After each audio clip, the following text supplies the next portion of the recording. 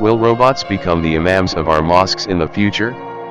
A question that sounds like science fiction. But in the age of AI and automation, is it really that far-fetched?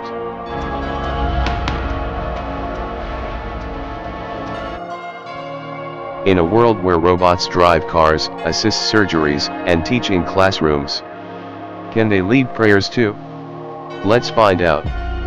Technically, a robot can mimic the actions of Salah. It can recite verses, follow perfect timing, and never make a mistake.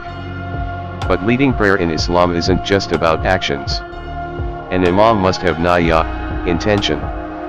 He must understand the depth of the Quran, show compassion, and offer guidance to the community.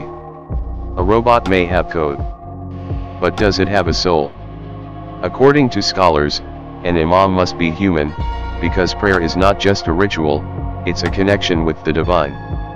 Robots may support, but they cannot lead.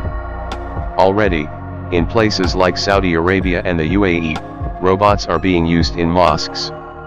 Not to lead prayers but to help worshippers with translations, hadith references, and directions. Imams are more than prayer leaders.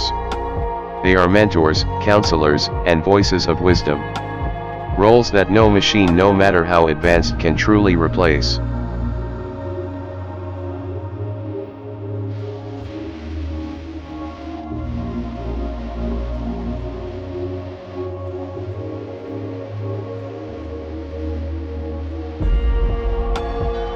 The future will be full of smart technology.